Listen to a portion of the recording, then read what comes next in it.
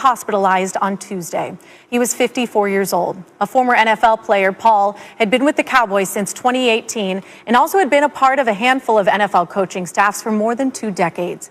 It's obviously a very difficult time for the Cowboys, who are still scheduled to play Washington tomorrow in the team's annual Thanksgiving game. Here's what Jerry Jones said in a statement just moments ago. The loss of a family member is a tragedy, and Markus Paul was a loved and valued member of our family. He was a pleasant and calming influence in our strength room and throughout the Star. His passion for his work and his enthusiasm for life earned him great respect and admiration from all of our players and the entire organization. We offer our love and support to his family in this difficult time. Our hearts are broken for his family and all of the individuals whose lives he touched and made better.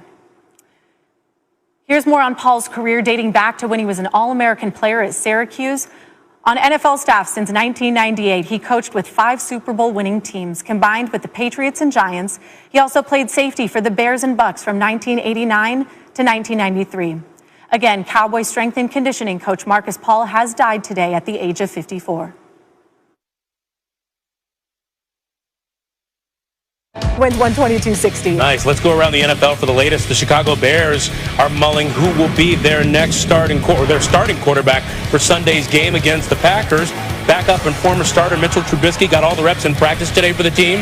As for Nick Foles, he didn't practice today. Now remember, he was carted off the field after being injured in Monday's loss to the Vikings. Here's Bears head coach Matt Nagy on Trubisky. Day-to-day right now with Nick, and so with him not practicing, Mitch got all the reps today, and I thought he did a good job. It was good to see him out there, and he looked good, and the tempo and the rhythm was good. But he gets a chance to play. He gets a chance to be the starter. He's going to use the stuff that he's learned from, and use it to help him make better plays on game day. And so that's kind of what I feel about where he's at with this opportunity. It's a great opportunity for him if he gets a chance to play. Well, speaking of quarterbacks, 2 of the best in the game will be on the field together on Sunday when Patrick Mahomes and the Chiefs play Tom Brady and the Bucks. Now, Mahomes, of course, having another MVP-type season. He's got 27 touchdown passes, only 2 interceptions. Tom Brady, though, we saw on Monday night, he's coming off a pretty tough performance to the Rams. He threw a couple of interceptions. Here's Mahomes being compared to Tom Brady today.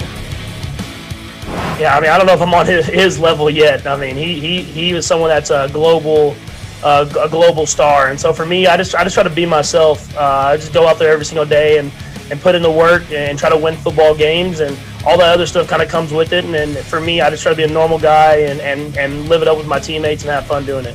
He's in a great spot. I mean, they got a lot of weapons there, and Coach Arians is a great coach, and they're winning a lot of football games. And so for us, we're just going to kind of go in with that same mindset as if we're going to play any other great football team, and that's where we're at the battle every single play.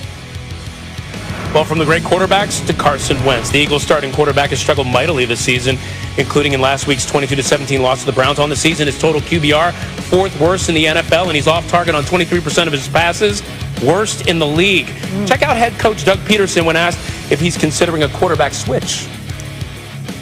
You're not making that move, right, Doug, to a different quarterback? Not today on Wednesday, no. Okay, possibly for Monday? I'm focused right now on getting better today. I mean, okay. We're looking. I don't know. I mean, I would say no. No. I mean, we haven't really had that conversation. Quite frankly, I'm preparing the same. I'm the same, and I'm approaching the week, attacking the week, and going to do everything I can to be ready for Monday night. And by the way, later Peterson clarified his language by saying of Carson Wentz, he's my starter, end of story. So for more on Wentz and his struggles, we want to bring in Dan Orlovsky. Dan, where does Wentz go from here?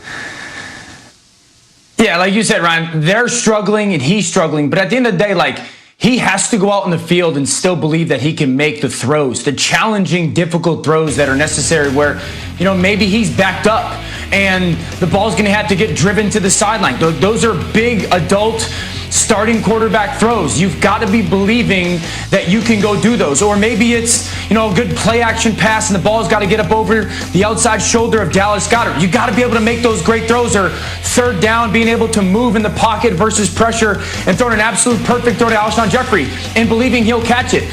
But also he needs to take a massive step forward and just situational Awareness, 3rd and 3, get that ball out of your hands and get that first down. A shallow cross in a 2-minute drill with 54 seconds left. Know that it's just about getting a completion. So understanding the situational awareness of quarterbacking, that needs to take a big step forward starting Monday night against the Seahawks. But at the end of the day, he has to go out and believe and prove snap after snap that he can continue to make challenging big-time throws and lead that football team. Yeah, Dan, this team has a lot of problems in a lot of different ways, but he has a lot to improve. Now, moving to the AFC, got a huge AFC South showdown Sunday when the Colts host the Titans. It's worth noting the Colts play star defensive tackle DeForest Buckner on reserve COVID-19 list today. Dan, where do you put the Colts among the best teams in the AFC?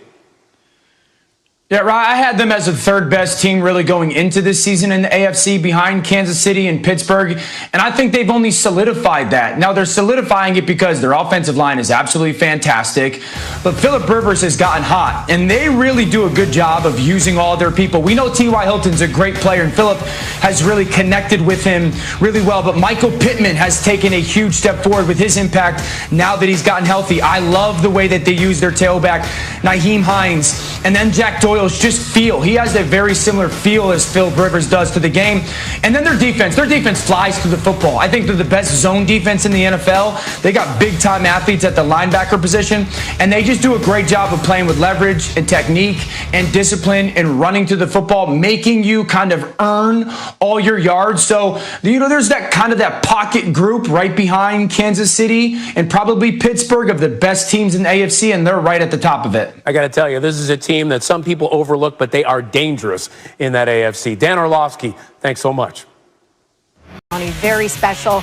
Now, it has been 258 days since we last had college basketball. Today, it is back. March Madness, of course, was canceled due to COVID-19, Ryan. The coronavirus, though, continues to make an impact. Today, it's once again on the NFL schedule. That's right, Ashley. And if fans thought they'd have that Thanksgiving night Ravens-Steelers showdown to shake off that turkey coma, think again. Let's get you to our developing story. The NFL announced today the Ravens-Steelers game, originally scheduled for Thursday night, will be moved to Sunday at 1:15 p.m. due to coronavirus concerns. The source tells our Dan Graziano that 7 Ravens players have tested positive for COVID-19 over the last 3 days, and a number of Steelers were not happy about it. They took to Twitter following the announcement. Wide receiver Chase Claypool said this, quote, "What a joke." Juju Smith-Schuster followed with, "First, the NFL takes away our bye week because another team can't get their COVID situation together. Now they take away our Thanksgiving primetime game for the same reason. Shaking my head." And tight end Eric Ebron had this to say, "I'm not going to lie. Hashtag at NFL, this is bull. You know the rest." NFL insider Dan Graziano is live on SportsCenter with more. Dan, why did the league decide to postpone this game? Ryan, you mentioned the 7 Ravens that have tested positive so far this week. The league just decided with 2 more of those showing up today to bring that total to 7, that it needed a couple of more days to assess where things were with regard to this outbreak. My understanding is the contact tracing and the investigation that the league has undergone so far, they feel like they have a handle on how the virus got into the Ravens building. They just want to make sure, and they feel like if the testing results stop turning up positive tomorrow and Friday, that they'll have that they'll be right about that and they'll be able to move on with the game. But they didn't feel like they had given it enough time to ensure whatever it is their theory is about whether it started in the facility or somebody brought it in